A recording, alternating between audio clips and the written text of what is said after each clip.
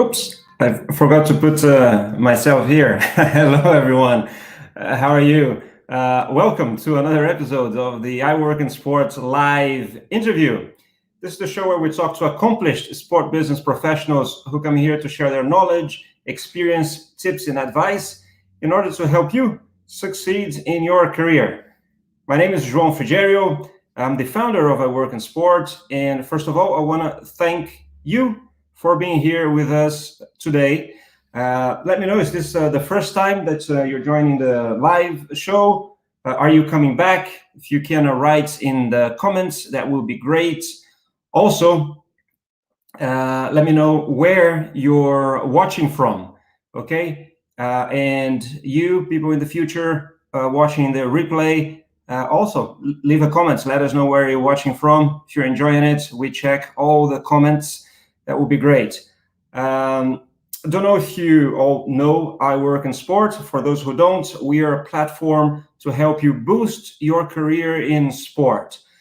So if you want to work in sport, or if you already work in sport, we're here to help you either way.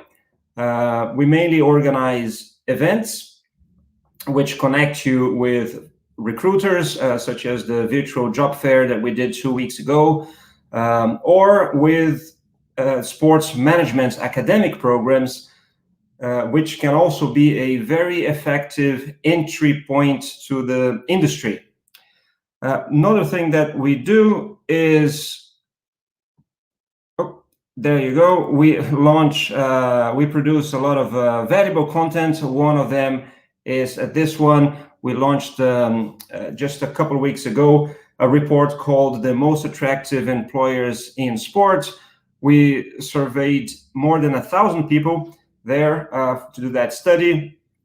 You'll find very interesting trends on what candidates look for when they're choosing a job.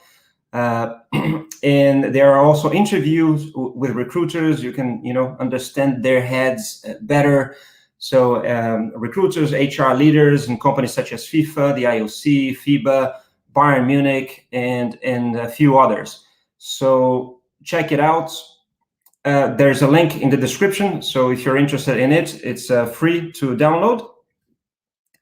Also, to know more about iWorkinSport, just go to iWorkinSport.com or our social media channels, right? In addition to YouTube, where we're streaming this, we're also streaming on live on LinkedIn, Instagram, Facebook, and Twitter. In all of them, you'll find us as iWorkinSport. On LinkedIn, also join our community and exchange ideas with people like you with many of the same interests there, because it's a community. We call it We Work in Sport.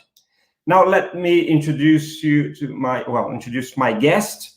He's a very good friend of mine, a former classmate and a former flatmate, but that's not why he is here today. So David Fowler is a marketing expert and a thought leader in the field of sports digital marketing. After his graduation at the FIFA Master, where we studied together, he joined FIFA. He stayed there for almost 13 years, if I'm not wrong. He's been the head of brand and then head of strategy and intelligence. Then he decided to move to a tech startup. He joined MyCujoo as a director of marketing. But I think that wasn't enough. He decided actually to, a couple of years later, decided to create his own startup and founded SportsTech Match. By the way, if you're into sports tech, and I guess you are since you're here, you must read his blog. Great content there. There's also a link in the description. Check that out. Now, let me invite David to be here with us. Let me just find him. There he is. Hey, David, how are you? Oh, hi, Joe. Hi, Joel. How are you? I'm very well, very well. Thanks for being here with us. No worries, no problem. It's a pleasure. I'm hoping this time, you mentioned that we used to be flatmates. I'm hoping this time the communication flow is a little bit easier than it did back in those early years. But your English development and my strong Scottish accent is diluted since then, and obviously we communicate a lot better now these days, don't we? Yeah, I was going to mention that you're Scottish at the introduction, but then I thought, oh, no need. They will hear that right from the beginning. Let me just, there's already a few comments here. What is it? So Erica saying that she likes the new logo with the new colors. We're supporting here this month of tolerance, really, and to the LGBTQ community, and respect, really. I think this is the main word. Who else is here? There's some people. So this is Amiron saying sa. He's watching us from Roland Garros. Mazar Ahmed, hello, thank you for being here with us. Camila Maria, this is her first time here with us from El Salvador. Wow. Welcome, Camila. I hope you enjoy it. Bienvenida. Sijo John in India. We have also Yash coming back from India. Thank you, João Mohammed. Thank you for being here, Mohammed. Hardik, also from India. A lot of people from India with us today. And we also have Regina Justo. I know she's in Brazil. Who else? Emiliano from Mexico. So we go from Asia to the Americas. That's great. We're covering the whole globe here. David, before I start asking you questions about your new business, about SportsTech, maybe just give us a summary of your career. I did that sort of shortly in the beginning, but maybe a little bit more of what you did at FIFA, maybe why you left, and how did you end up where you are now? Yeah, certainly. So maybe I'll start in reverse chronological order. It's probably fairly quick because I had two reasonably long spells, particularly at FIFA in the last 15 years. So as you said, I was the director of marketing at a company called MyCujoo. I'm sure your viewers are familiar with them. I think Pedro's been on the show in the past. The company was founded by two brothers, Pedro and João Preza from Portugal. I had a fantastic 3 years there, trying to build up the marketing function at MyCujoo. They are a soccer football streaming platform, and were recently acquired by 11 Sports and have now rebranded under the 11 umbrella. So it's fantastic to see the company go from strength to strength. At the time I was there, we were really trying to build out the partnerships that we had, so trying to attract new football leagues, federations and clubs to come on the platform to stream their matches. And of course, the platform enables them to engage fans and monetize their content.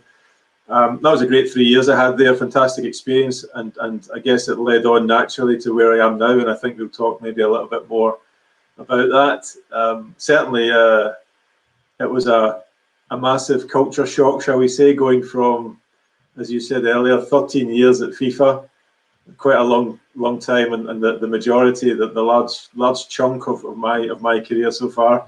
So that transition was very challenging, let's say. My 13 years at FIFA, which preceded the time at MyCujoo, I was in various commercial positions. So I started in a sponsorship account management position. I had come from the sponsorship research and consulting field, if you like. In the early parts of my career, I made a switch from London out to Zurich to take that role. I was very fortunate, and that was immediately following the FIFA Master, actually. So I had, as you had said, we had studied together on the FIFA Master for a year. Thoroughly enjoyed that experience, and transitioned into the role at FIFA and the sponsorship team, and that really led on to several other positions throughout the period, and I think that's what kept me interested and engaged. I was able to move every 2 or 3 years. I was able to sort of evolve and take on a new role, and as you said, I kind of travelled through various departments, including the brand team, and ended up in a sort of commercial strategy role, running a new department which was very analytics driven, data driven, trying to sort of, I guess, drive the next generation of the commercial program at FIFA. Cool. And what then made you actually do that change? So for whoever was seeing from outside, you had maybe a dream job. You are the most important, one of the most important sports organizations, going to World Cups, and actually you also had, you changed roles as, throughout the years. Wasn't, one that was doing the same thing for the 13 years. So that's sort of quite exciting. Why then you just decided to leave that structure and then go to a much younger company than MyCujoo at the time, and then leaving MyCujoo, which now when they're kind of establishing themselves, as you mentioned, they really got acquired, and then you decided to go and do your own thing. So tell us a bit about that process. Yeah, it doesn't really make sense, does it? No, it does. Well, I understand you. I don't know if everybody does. So, I think for probably for at least half of the time I was in FIFA, the sports world was changing, right? So that there was so many changes happening to the business models that were funding sport, and most of the change was being driven by new technologies that were accelerating, and my curiosity was sort of peaked, and I was really monitoring the whole sports technology space as it was emerging. I was getting actually, during the last sort of 3 to 4 years of my time at FIFA, I was getting bombarded on a daily basis by sports technology companies. So that also sort of pulled me in, and I'll cover that a little bit later because it actually is an important part of my story. yep. So yeah, I was looking over the fence at the sports tech companies, how they were taking a different approach, and how they were, I guess, looking from the outside in, trying to help sport to make the leap to a new business model, a new reality. So I kind of knew probably 3 or 4 years before I left FIFA that's kind of where my heart was and where I wanted to develop my own career. And the opportunity to take the role at MyCujoo came along. I was the first person in the role. It was really at a very early sort of scrappy stage. I'm sure the guys don't mind me describing it that way. It was, I mean, sometimes it was chaotic. It was just frankly chaotic. But you know what? That's exactly what you expect if you go to a startup. You expect to have to adapt. Every day is different. And I guess the contrast from working in a very structured, some would say bureaucratic environment of a global governing body, to go from that to a scrappy startup with little to no budget and just creating value from nothing. It's a very, very big leap. It's actually, if I was to give people advice on who are thinking to do that, I would seriously ask yourself if you're ready for it. I don't know if I was. I got a huge shock when I arrived at MyCujoo. I was surrounded by friends a few friends who I already knew, so that helped me. But it was a massive, massive change in culture and ways of working. Everything was different. It wasn't like moving from FIFA to UEFA or I don't know. It was very, very different. Yeah. But I mean, after some time, like we all adapt, and it's amazing how adaptable we are. And I enjoyed my time there. And as COVID's shown us. Yeah, exactly. Yeah, right. And you've had to adapt your business. I mean, you've made that that change that many of us have been forced to do during this time. And so the latter part of our time there, we were starting to gain traction. We were scaling up. We tried to scale up a few times at MyCujoo. not worked, tried again, and actually, for me, it was a really nice end to the story. We had the acquisition by 11, and the guys who I still speak to on a regular basis are now continuing the journey, and actually today I reached a major milestone with the rollout of a new integrated platform. So yeah, it's for me, it's a nice end to the story and a natural time to jump off the train, and yeah, start the new project. That's great. That's great. Now, that completely makes sense to me. Let's talk about SportsTech Match. So you've been planning that for a bit. You just launched, I think last week or maybe 10 days ago. What is it? Yeah, it's a B2B sports technology marketplace, and very like short term, you can think of it as maybe an Amazon, B2B Amazon for sports tech. So we have buyers and sellers. We're a two-sided marketplace. Vendors of sports technology solutions can register and list their products, and buyers, chiefly rights owners, can come in and engage those vendors. And ultimately, what we want to create is an ecosystem where both vendors of sports technology solutions and the rights owners who are looking for those solutions feel comfortable engaging each other and doing business. And effectively, what we want to do is kind of increase the water level for all the boats in the ecosystem to float higher. Everybody benefits from from an easier way to do business. There's a long story which I would love to share. I'll cut to the short version just for usual, but a long story about how we developed this platform and where it came from.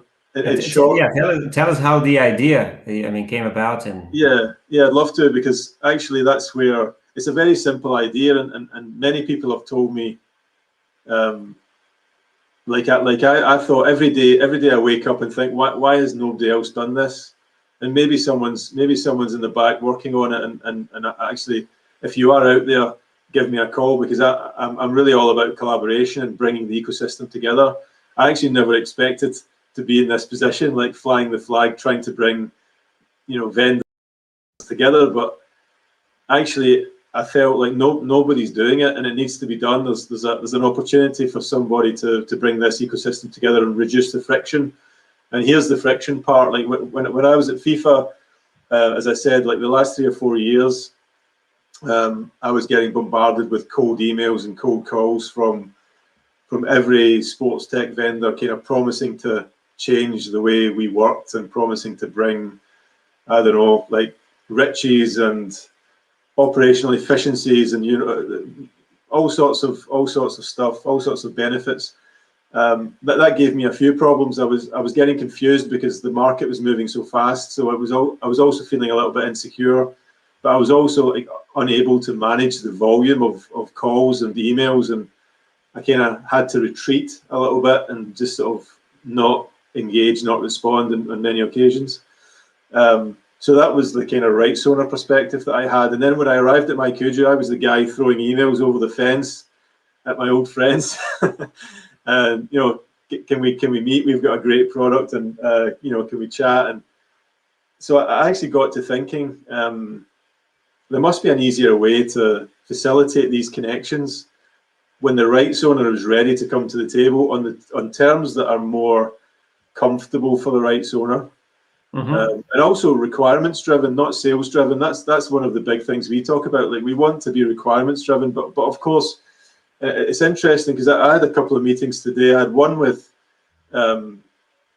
a European, let's call them a European governing body based in Switzerland, and I had another with a vendor who have a great AI-based scouting tool for football.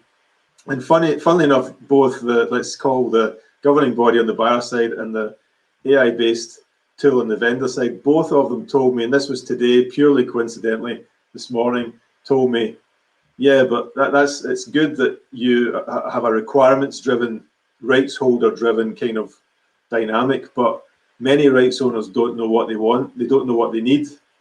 So why not have a two-way system where vendors can sort of throw some ideas at the rights owners and sort of inspire them? So actually, like, this is a massive learning process for me and for us in the team. We see things from different perspectives, and we're learning every day about what kind of value is needed in the market.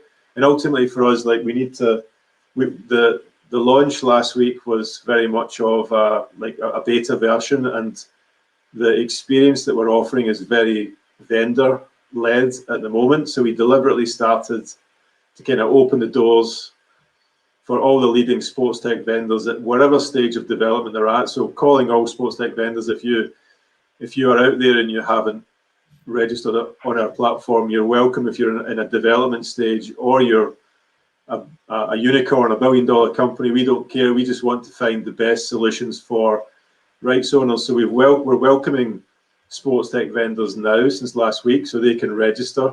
Once approved, they can list products. And then at the second stage, we start to build out the buyer experience. So ultimately, at the second stage of our beta, at least, we will build the products and the features for rights owners, likes of this European governing body based in Switzerland, for example, to input their requirements, to select the type of vendors they would like to push those requirements to, and then to receive responses to those requirements, and then to engage the vendors directly. So there's some inherent advantages there for rights owners. They can actually, our vision is that they can actually remain anonymous until they start a dialogue, until they get responses and they're comfortable that there are qualified vendors to solve their problem. And that also, for us, one of the biggest pain points that we hear from rights owners, they spend so much time talking to the wrong solutions, to the wrong vendors. So we want to cut out all of that, save rights owners time, and get them directly and quickly to the right solutions. So that's kind of, that was a long story, wasn't it? But I kind of tried to keep it short. But that sounds great. So if anyone watching us is a vendor, wants to reach out to rights holders, I mean, you should look for David. In the same way, if you're a rights holder and want to have a platform that will provide you numerous solutions, should check that out as well. I hope I got this right. Sports Match, no, SportsTechMatch.com, right? And right, there's also a link there in the description. Let me just, there's some people saying hi to you here, David, before we go to the next one. Renata, watch, friend of ours. Hello, Renata. Thanks for being with us. Yeah, thanks for joining. Dave, hi, Dave. Oh, watching in Tokyo. Amazing. Lamine from Senegal, Dakar. And Gregory. Hi, Greg. Yeah, here oh, my man, how are you? So she's the most important viewer of all. For who doesn't know, that's my mom. she always passes by to say hi. That's great. This is the only time she gets to see you. No, that's not. I'm a good son. I call her. Great. So, David, and also before I ask the next question, I should tell everyone who's been here before knows about it already. But if you're new, prepare your questions. I want to talk also about career, about advice that you have for people that might want to work with sports tech as well. We had, I mean, that's growing. That movement is growing so fast. Last week we had Pedro Mestriner from Horizon here. Actually, he should be in your platform. Let's make that connection. Great. And anyway, so I'm sure there's loads of opportunities for people that simply want to work in sport. But let's talk a little more about the challenges of creating a business like that. So for you, what are the main challenges that you're having to overcome at this early stage? Yeah, well, that's a good question. I think with something new like this, there's nothing out there that at least that I've been made aware of that is similar. So I think one of the biggest challenges is actually convincing people that this can be the solution to the problems that they're explaining to you. So every day, I'm very fortunate, and I do a lot of consulting work as well, which actually feeds this whole ecosystem, if you like, learning from startups. I've got to give a shout out to my colleagues at iSport Connect, who I also do a lot of work with on the consulting side. So I'm very fortunate to work with a lot of sports tech companies on a daily basis, and actually when I'm trying to sort of understand their pain points and their their needs, it's not necessarily easy for me to sort of, if I'm explaining to them what we are trying to do at SportsTech Match, it's not necessarily so easy for me to make comparisons or to say, we're like X or Y, or that education piece is one of the biggest challenges at the moment. I would say number one. I think number two, with a marketplace like this, you're trying to build two sides. We've sort of made the decision to go with the vendor side first. So there's a bit of a leap of faith from vendors, and I'm so grateful to the vendors who've taken that leap of faith, because we don't necessarily have a huge value proposition for them at the moment. We can say, guys, it's free, you can register, you can list your products. We've got a reasonable level of traffic. The website has been going for the best part of the last 9 months, so we're not a new name, but the actual beta version of the platform, which is able to welcome vendors and have a good discovery experience for buyers, that's what we launched last week, so that's very new.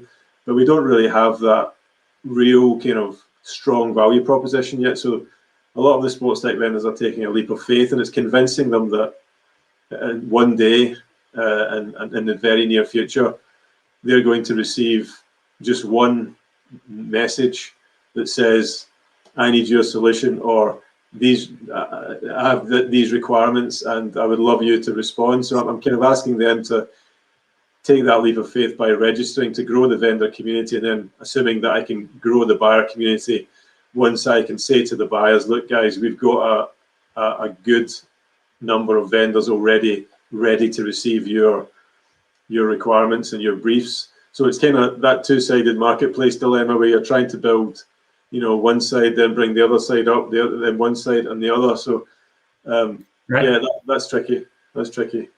And which is harder, develop a innovative product or find customers?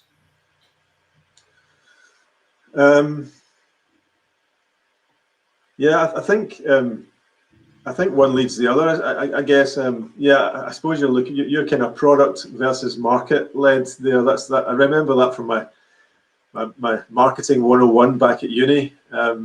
It's a great question though. I mean, I suppose I naturally am more of a marketing guy, and it feels more comfortable for me to be customer led.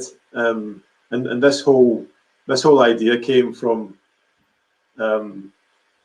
as I said, my experiences, but also like just being in meetings with sports tech companies, being in meetings with rights owners, consulting with both these types of stakeholders, and it came from people. I just felt like voices were shouting in my head to do this, because there was no other solution to reduce the friction that I talked about earlier. And you guys plan to, I imagine, being a tech startup, to raise investment. I mean, at some points it's all about speed, right? The growth rate. What's the plan? Yeah, I think for us, we're taking it one step at a time.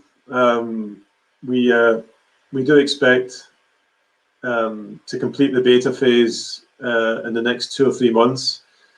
And it really depends on the data we get from that phase and the feedback we get from both buyers, rights owners, and vendors, the sports tech companies. So actually, Joao, to be very honest, we haven't even, and I don't think we would even talk to investors at this stage, because we're so far away from understanding the potential of the idea. So, but I think we will need investment to scale it up. We've built a scalable platform, incidentally, so we have the tech in place to scale this as far and as wide as we want to. And obviously, we're building a procurement platform. So procurement is not just a sports tech problem. It goes a lot broader than that. So we could go beyond sports tech. But I think for now, we see the pain points and the problems to be solved are really acute in sports tech, and that's where we have decided to focus. Right. There's some more comments getting here. People saying hi. Beto Moreira, José Luis, both in Brazil. We have Daniela Negreda here in Lausanne. There's Amir Hossein in Iran, is interested in tennis. I don't know if you have any tennis specific product that you're already working with, but if you already do, you can mention it or not. We skip. We have a lot of multi-sport products, but no tennis specific. Right. And David, how important was the network that you have developed in this maybe 15 plus years in your career for you to start this new business? It's been crucial. I think, it's actually, I guess, a little bit ironic that like we're building a sort of digital marketplace when in the end, the relationships are just as important, if not more important. So we're not trying to replace relationships in that sense. I would be the first person to advocate the importance of relationships and the importance of building networks. And to answer your question, it has been extremely important. I've been fortunate enough to work on both sides of the marketplace that we're building, and both sides are equally important. My networks are strong and on the sort of international federation side.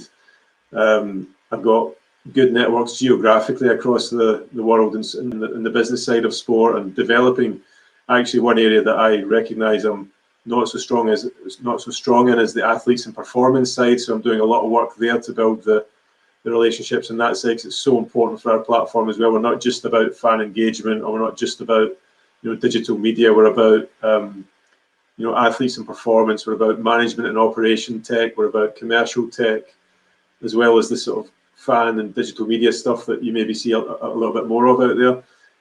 So relationships and networks, going all the way back to studying with you, like back in the day with the FIFA Master, like the relationships I developed through that course are absolutely vital to what I do and what I've been doing, to be honest, all the way through to the MyCujoo days as well. So, and actually now with, for example, I presented a panel discussion at the recent iSport Connect Digital and Data Conference. Like the networks that they have and the relationships they have are immense, and I'm very conscious when I go into those environments to really try and build the relationship with people, and the network there is absolutely vital.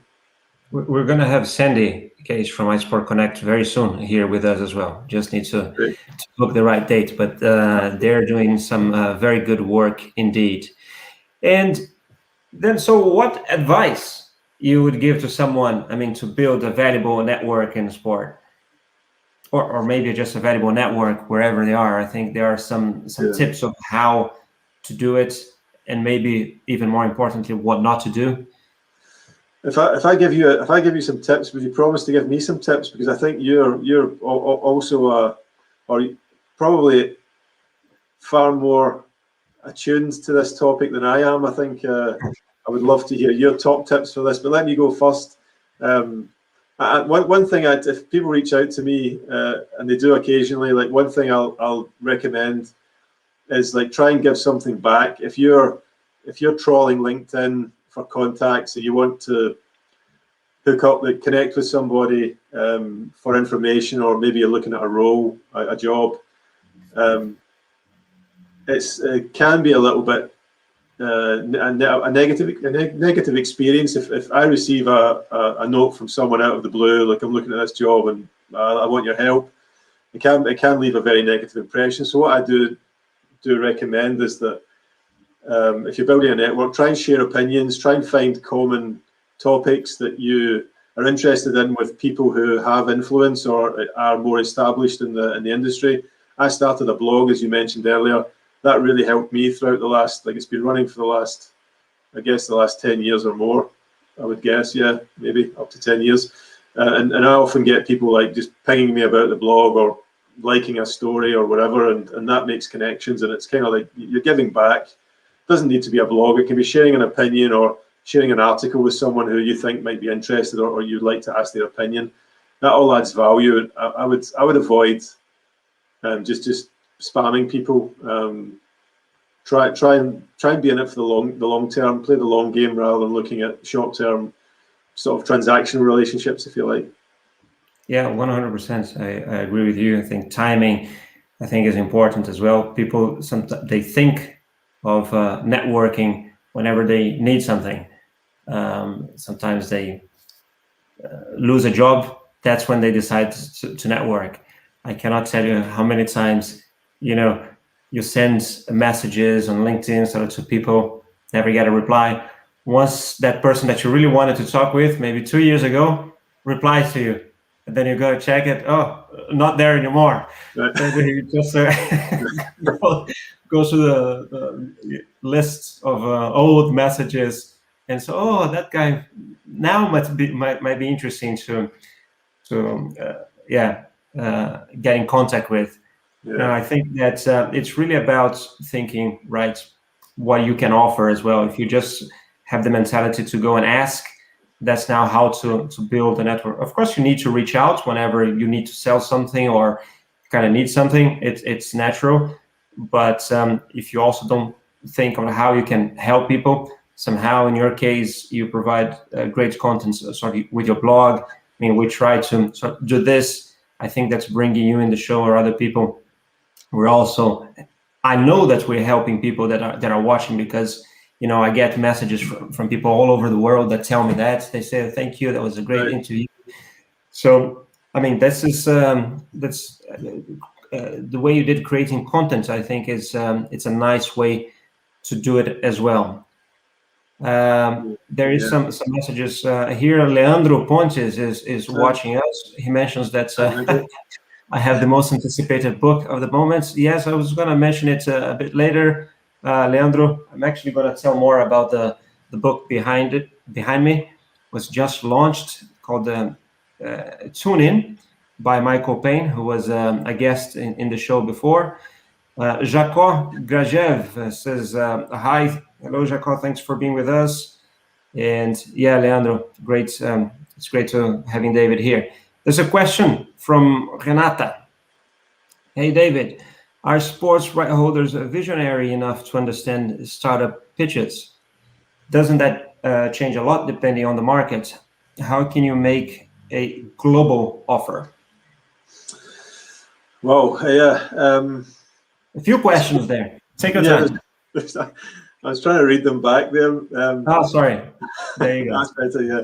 Are sports rights holders visionary enough to understand startup pitches? Well, I think a lot of sports rights owners are making great efforts to understand the benefits they can get from startups, from the approach of startups, while also recognizing that there are some limitations to working with startups. Like, it's not always the perfect solution for every problem or every rights holder or every rights owner. So I'm not sure if it's a question of being visionary enough, because I think the startups are there to sort of respond to the market needs and be agile and kind of fail fast, and rights holders are there normally to kind of provide the long-term assurance and steady hand to guide sports or events.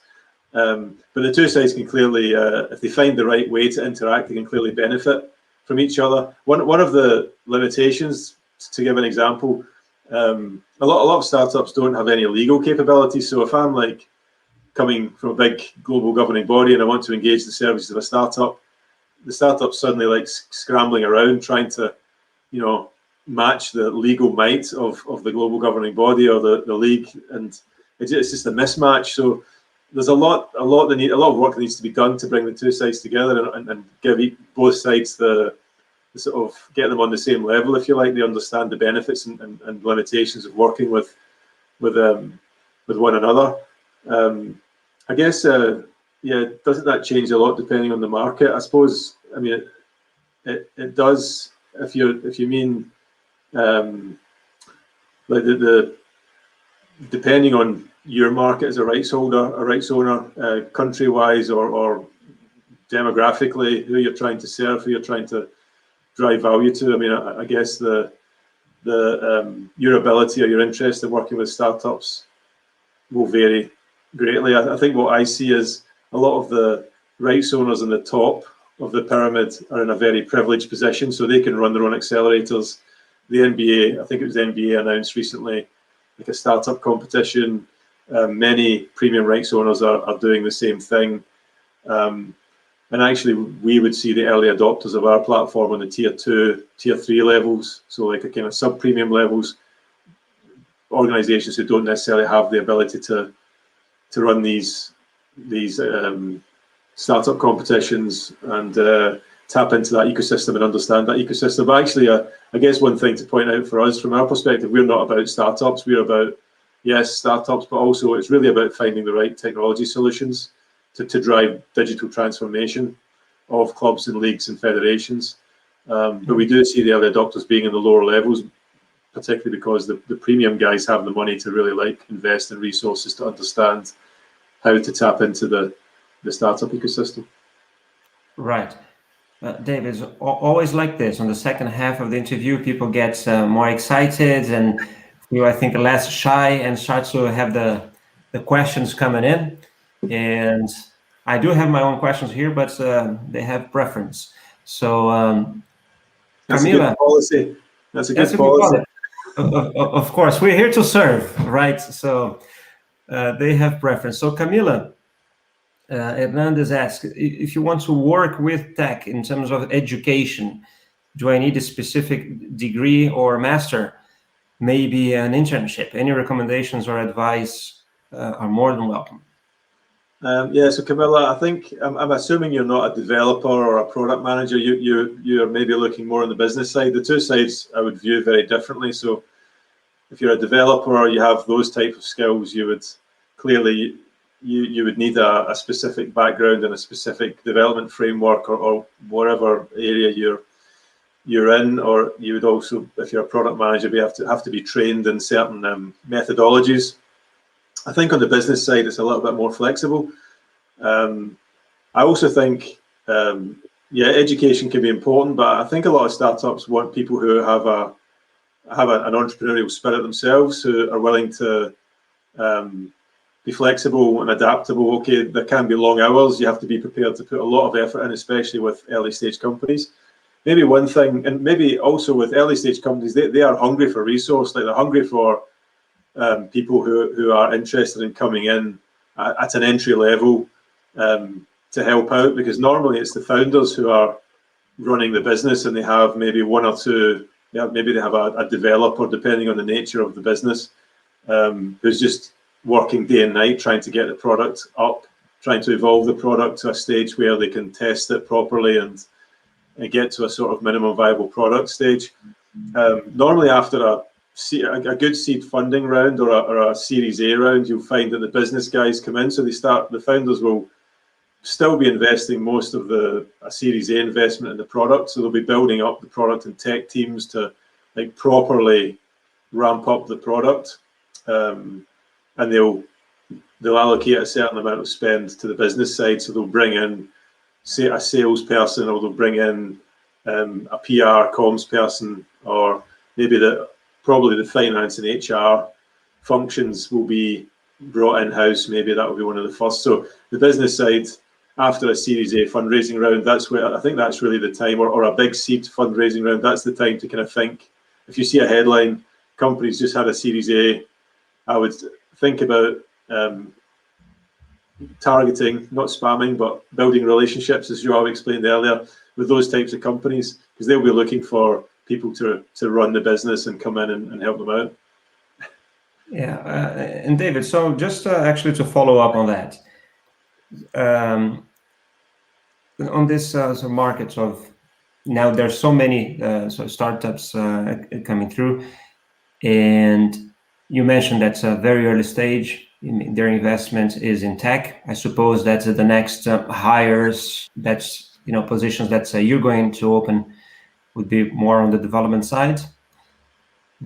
And you already alluded to, you mentioned a few sort of positions like PR or others, but for those that are not developers, right, are not engineers and want to work in sport, what are the positions that they can actually find work at companies like MyCujoo, like Horizon, like SportsTech Match, or many others that work with you, are your vendors? Yeah, that's a good question. I guess every company's different, but if and then I can give you my perspective and my experience, which is not necessarily completely representative, but normally you'll have the sort of administrative function. So you'll have like finance role or roles. You'll have HR and people role, or multiple roles there. You might have a legal representative as part of that as the company grows. Obviously, there's some huge sports tech companies out there that have these teams, have huge teams of people in the sort of administration side. I guess typically you would also have a partnerships or account management function, which would be a good opportunity for many, depending again on the nature of the business. But certainly if it's I guess in most cases you'll have a sort of, if it's B2C, you'll have a kind of customer service function. If it's B2B, it's probably likely to be called partnerships or account management. You'll have obviously a commercial or sales opportunities as well, so actually selling the product.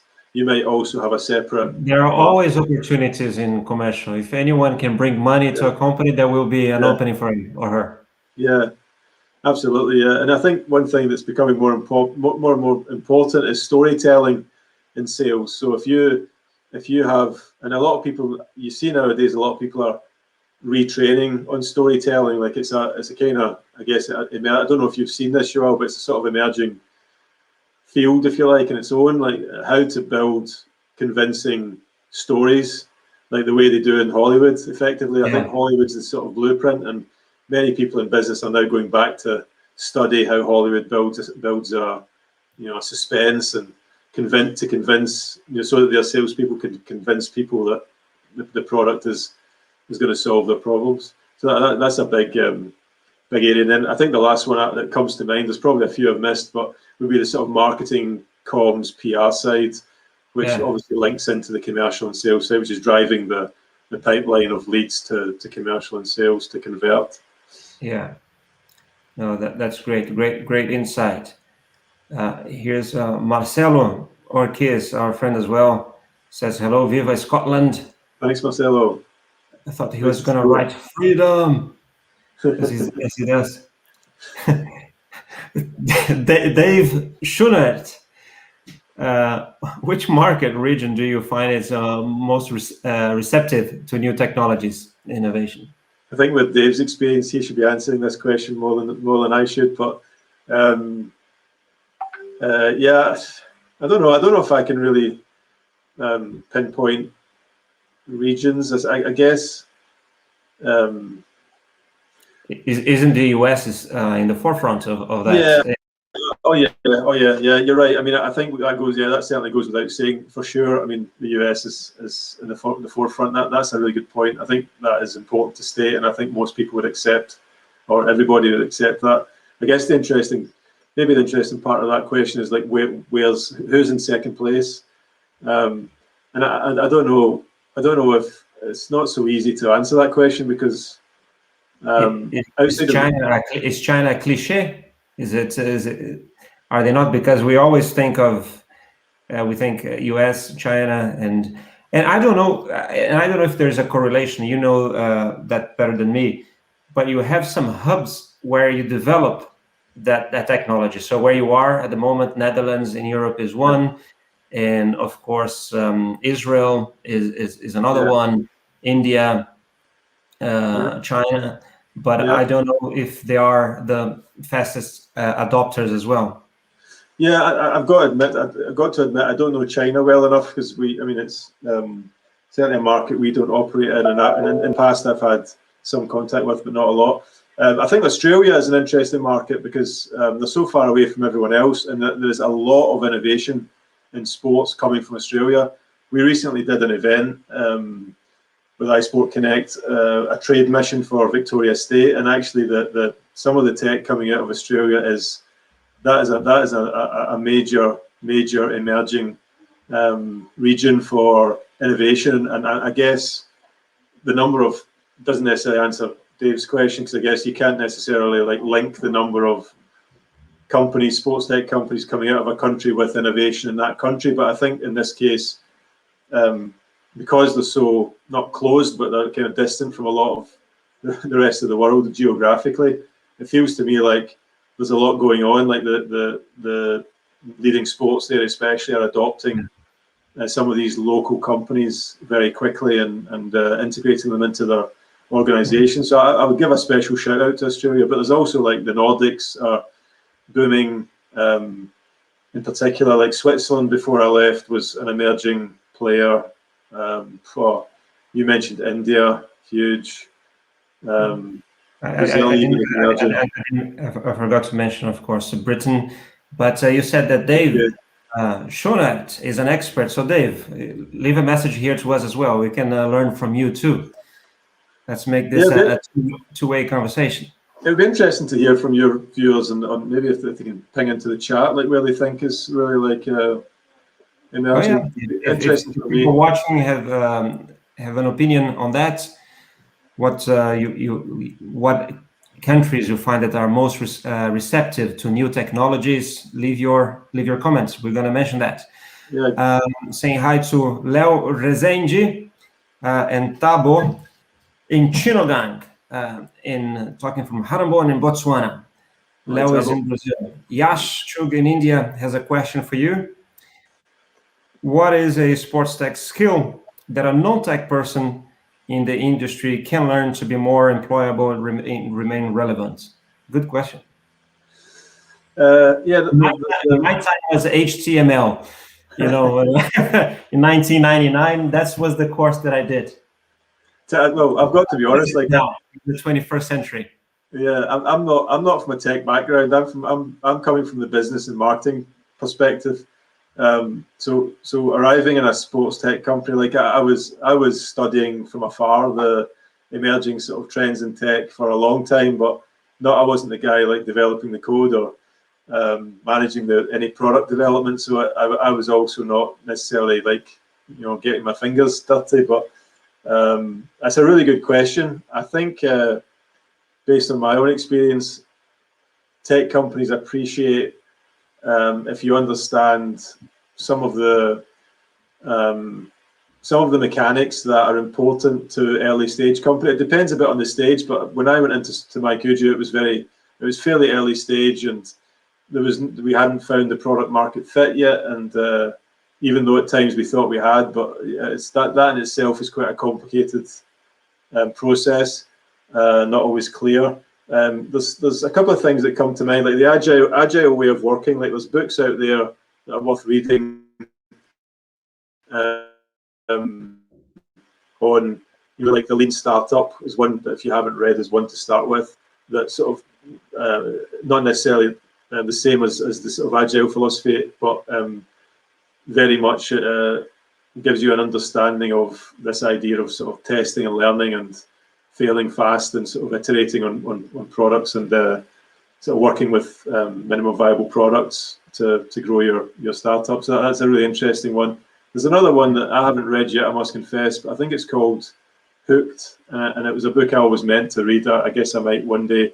Hooked is all about the trigger points that hook us in, hence the name, and is something again that can be interesting for you to understand, like how to engage users of a digital platform in a way that keeps them engaged and keeps them coming back. These sort of general principles they can be applied to, I guess, any business, whether it's digital or not. But these sort of principles can be quite good to have an awareness of before you go for an interview, for example. Yeah, 100%. Here, Dave got back to us. Agreed. There's no easy answer. Nothing is ever simple or straightforward. Asia is interesting because mobile second screen adoption levels are so high. Yeah, I have to agree with that as well. David, okay, you don't know the tech stuff, so you don't code, but you're very much aware of the trends, everything that is going on in tech, as you mentioned, been writing about that for over 10 years. And what are the main trends at the moment? Yeah, that's a good question. There's maybe a few I could highlight. Obviously, there's loads happening, so it's quite difficult to.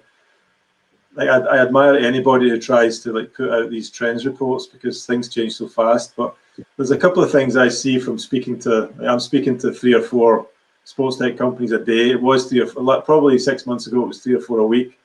It's probably now 3 or 4 a day. And what I hear from many of them and the discussions that they're having with rights owners is this idea that data management and data management platforms are becoming so important, particularly, from the rights owner perspective and for sport in general.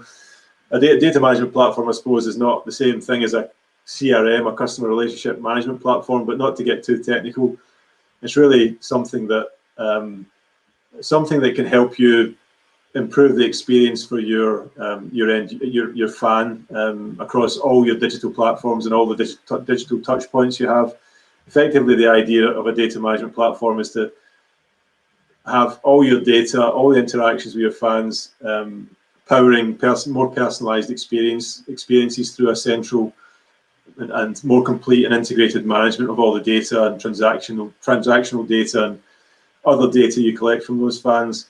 And what I think has happened over the last few years, there's been a big movement and a lot of technologies that have enabled rights owners to collect data.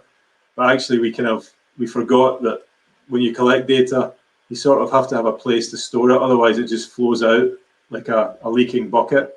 And that's kind of what's happened over the last 5 years or so. Data's just flowed out the leaky bucket. And now rights owners are recognizing, you know what, I'm confident in collecting data. I'm confident that I can actually start to use it. I just need to put it in some kind of order and then use it to drive my OTT platform or use it to drive my e-commerce or my ticketing strategy and really start to personalize and improve the experience for fans. So I think, and actually the quicker we get to the point where more and more rights owners are comfortable and in that position, then this will have an acceleration effect on all of these fan engagement applications that are out there, other applications that collect data, because a lot of the time I hear from vendors that rights owners won't invest in a fan engagement app that collects data, even though they're convinced that the data they can collect is so powerful. They're not ready because they don't have the underlying infrastructure. So I think a trend we'll see is this movement towards data management platforms from rights owners. That's one important one. I guess I thought when I first asked, I thought you were going to say 3 letters, because all I read about nowadays is NFTs. Yeah, I was going to skip NFTs, but I guess I would mention blockchain in general, because I do work with an NFT client. I'm very fortunate to have been sucked into this world. And but I think, and Julian Smith from the FIFA Master wrote an excellent article on this for SportsTech Match recently, which kind of suggested that in sport we've got very focused on the collectibles angle with NFTs. And he tried to sort of open things up a little bit and talk a little bit about the other applications for NFTs, non-fungible tokens, but he didn't even go beyond to like blockchain technology. And I think blockchain technology will definitely open up lots of interesting use cases in sport for things like ticketing, and not only fan engagement that we've seen. Today I had a conversation with an leading OTT platform developer on content piracy, and blockchain was mentioned in that discussion. So I think the pirate streams, if you can link smart contracts to unique identifiers that are embedded in pirate streams, then there's all these use cases that can be brought to bear. So I think blockchain in general is one. Artificial intelligence is another, because it's accelerating our collection of data. There's some amazing use cases out there with AI. There's companies like AI Spotter who are on our platform, and WSC Sports, who have, I guess, just decided that, or let's say spotted a unique need that we've got all this content, live and delayed content, but it needs to be, we need proper metadata behind it to be able to use that content, to clip it for highlights, to distribute those highlights, to collect the data that's generated through AI for betting purposes, for example, or for performance purposes. So there's so many applications with, in this case, computer vision, with machine learning, collecting that data in real time, for example, and then resulting in such value that can be created. Maybe one more if I've got time. Yeah, one more. One more. Convergence of athlete performance and fan engagement, I think, is a big one. Again, the collection of performance data is becoming more and more efficient, and I see more and more solutions out there that bring the two worlds together.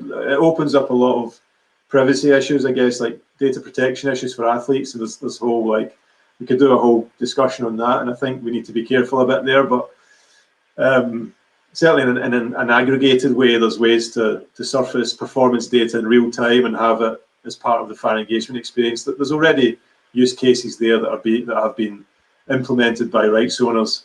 So, but yeah, I mean, we could go so much further, but obviously there's a kind of boundary that we need to be very careful not to get too close to, where we're revealing certain statistics from athlete performance that should not be made public.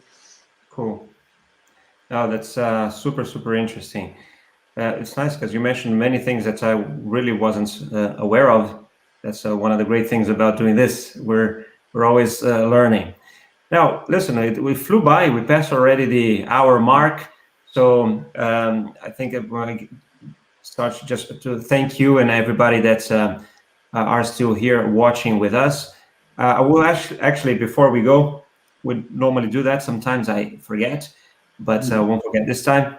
I want to ask you to suggest a book to our audience. I know you read a lot and you write a lot as well, but is there any book that you'd like to recommend?